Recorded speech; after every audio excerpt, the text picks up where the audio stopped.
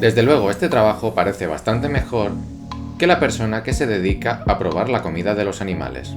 Podían acabar con 85 ratas en 20 minutos.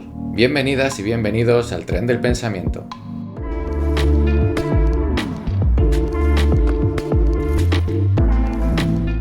En el día de hoy empezaremos hablando de trabajos raros y a ver dónde nos lleva.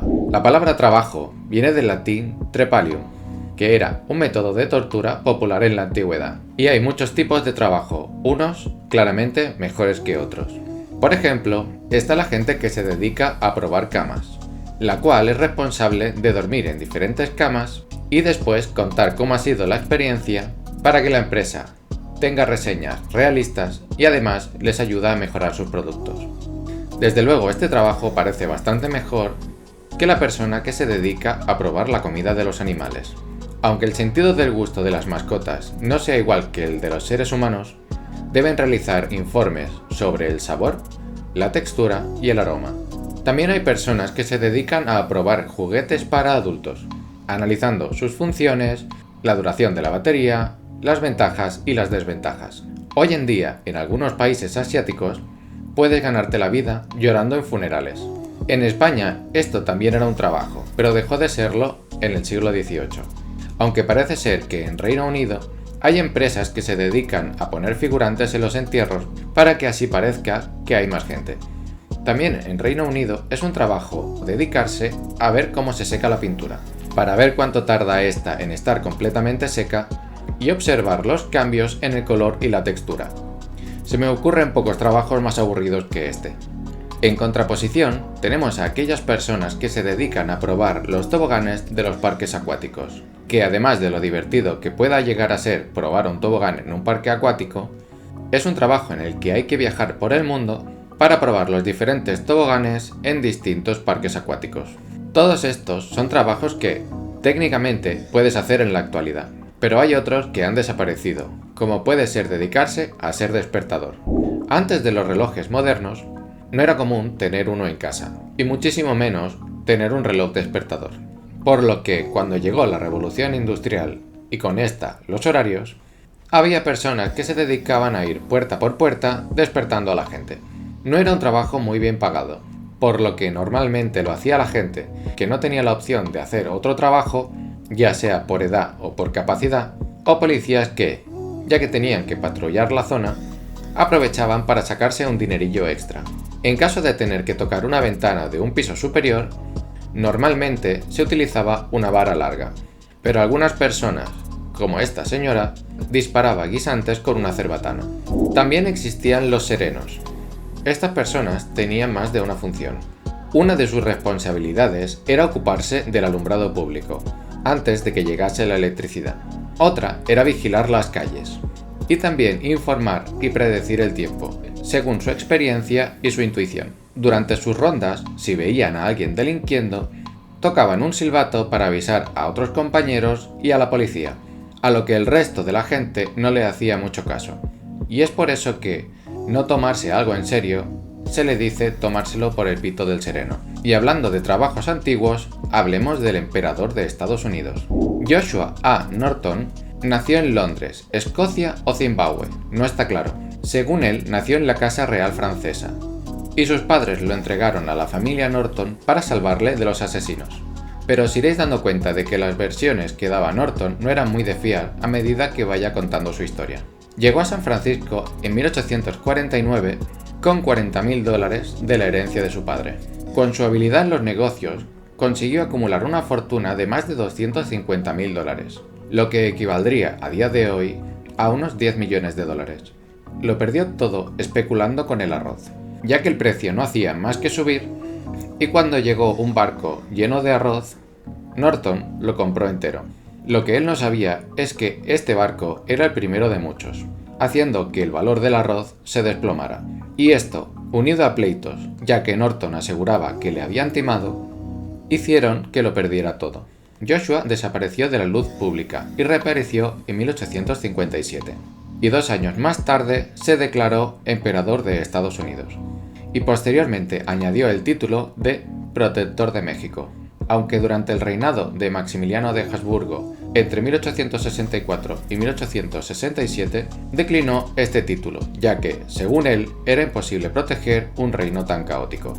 Durante su vida fue dando a luz diferentes decretos, como la disolución del Congreso de Estados Unidos, la disolución de Estados Unidos en general o la disolución de los partidos políticos. Recordemos que era emperador porque lo había dicho él, por lo que ningún decreto servía de nada. También ordenó la construcción del puente y el túnel que cruzaban la bahía de San Francisco. Finalmente se acabaron construyendo, no porque lo dijera él, sino porque simplemente era una buena idea. Y es por esto que hay algunas personas que creen que este puente debería llamarse el puente del emperador Norton. El caso de los delirios de grandeza de Norton es peculiar, ya que consiguió que la gente de San Francisco lo apreciara y le siguiera el rollo. Le trataban de su majestad. Los restaurantes aceptaban sus billetes que emitía él mismo con su efigie. Y en el estreno de las obras de teatro, él tenía un palco reservado. El uniforme azul con correajes dorados que vestía al inspeccionar la ciudad fue un regalo de los directivos del servicio postal. En una ocasión, se interpuso entre un grupo de alborotadores y sus víctimas chinas en uno de tantos episodios de racismo. Norton se plantó en medio de los dos grupos y con la cabeza gacha se puso a rezar Padre Nuestro una y otra vez a viva voz hasta que ambos grupos se disolvieron. En 1867, un policía novato arrestó a Su Majestad Norton I, emperador de Estados Unidos y protector de México, para obligarle a recibir tratamiento psiquiátrico, lo que ocasionó una revuelta en la ciudad. Tras esto, el jefe de policía tuvo que disculparse públicamente alegando que no ha derramado ni una gota de sangre, no ha robado a nadie y no ha saqueado ningún país, y esto es más de lo que se puede decir de la mayoría de sus colegas. Norton concedió el perdón imperial al policía novato, y desde entonces todos los agentes le saludaban con una sonrisa.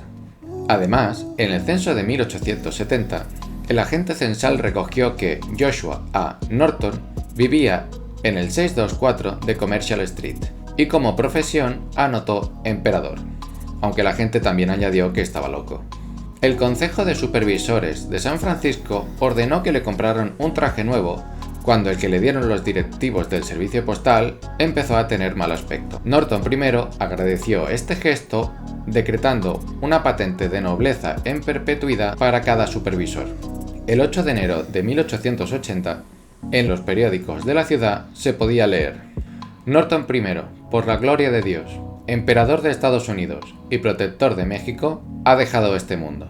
Y a su entierro asistieron más de 30.000 personas, o, lo que es lo mismo, un tercio de la población de la ciudad de San Francisco en aquel entonces. Iba a ser enterrado en una caja de pino como si fuese un mendigo más, pero una asociación de empresarios le compró un ataúd de palo santo y la ciudad le pagó un entierro de primera clase. Norton era comúnmente relacionado con dos perros, Boomer y Lazarus. Estos conseguían también comida, pero no gratis. Boomer era un experto cazador de ratas, con lo que se ganó el respeto de los tenderos de Montgomery Street, hasta que un día llegó junto a él un perro malherido. Boomer se encargaba de cuidarlo, de llevarle comida y de darle calor tumbándose junto a él durante las noches. Al parecer, las heridas se la había provocado algún perro más grande, del cual Boomer lo salvó de alguna manera. Como todos creían que el perro malherido no sobreviviría, y sin embargo, gracias a los cuidados de Boomer, consiguió salir adelante, lo bautizaron como Lazarus. Boomer y Lazarus se convirtieron en un equipo de cazadores de ratas, que, según los testigos, podían acabar con 85 ratas en 20 minutos, lo cual deja de manifiesto no solo las capacidades de estos perros, sino también la plaga de ratas que estaba sufriendo San Francisco en esos años. Los periódicos de la ciudad contaban sus aventuras, confiriéndole personalidades particulares. Cuando Lazarus fue capturado y llevado a la perrera, se organizó un alboroto que obligó a los responsables de esta perrera a liberarlo y eximir tanto a Boomer como a Lazarus de las ordenanzas municipales. A día de hoy aún podemos encontrar una ginebra llamada Boomer y Lazarus en honor a este par de perretes. Y hasta aquí el tren del pensamiento. Si te ha gustado, dale like. Si quieres saber más de mí, suscríbete. Y si quieres que hable de algo, ponlo en comentarios. ¡Chao!